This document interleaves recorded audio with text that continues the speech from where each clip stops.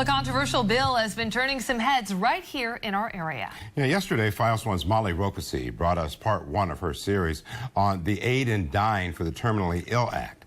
She's here again with more on the story. Molly. That's right, guys. Well, yesterday, introduced you to a woman named Janet. She's from New Jersey, who's battling a rare cancer that attacks the liver. She pledged to use the rest of her time here on Earth to get this bill passed.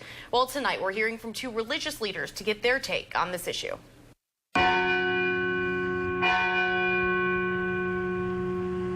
In the eyes of the Catholic Church, is this bill would be the difference between heaven and hell for someone?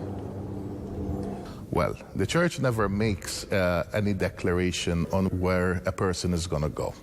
The church always hopes and prays for God's mercy on the soul, understanding also that there are cases where a person is either misinformed, uninformed, or else makes a decision which is very much based on fear.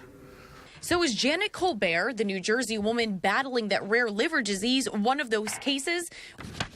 Well, according to Father Ivan Shabaris of Church of St. Peter in Belleville, the bill gives the person a sense, a false sense, that basically we can control our destiny. Father Shabaris tells us that the Catholic Church does not believe in euthanasia or any form of assisted suicide.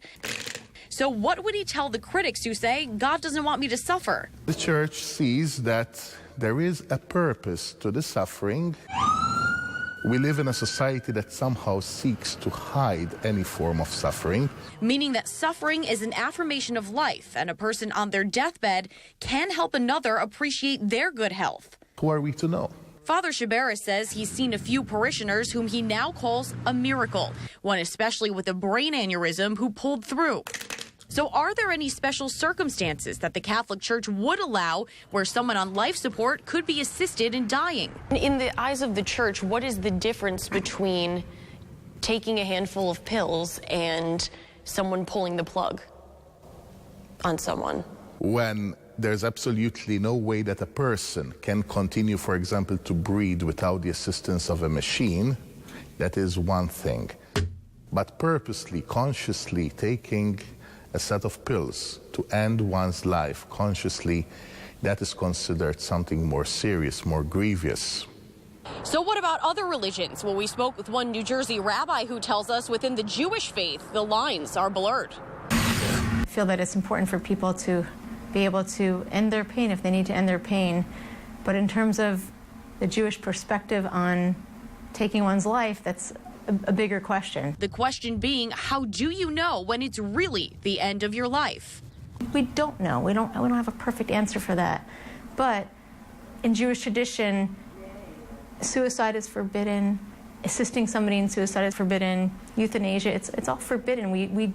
Life is sacred. We don't take life in vain. We don't want to end life. Yet, we also recognize that illness is like this pursuer. Rabbi Dandowitz tells us she believes in passing the aid in dying for the terminally ill, saying their religious belief is to take every situation on a case-by-case basis. She says in the Jewish faith, they believe that there are only 3 exceptions to suicide, where there is murder, idolatry, or sexual immorality involved. The rabbi says she feels that allowing people to fill the prescription just to simply know it's there would be a great comfort. I think that the people who want it would be put at ease. Well, it was definitely interesting to hear these two perspectives, the rabbi and the priest, especially the rabbi's thoughts on how this is really an issue that's still leaving many with a lot of unanswered questions.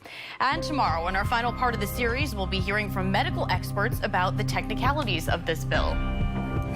I think it's a tough topic, and I don't know if we'll ever have the answers to these questions. Exactly.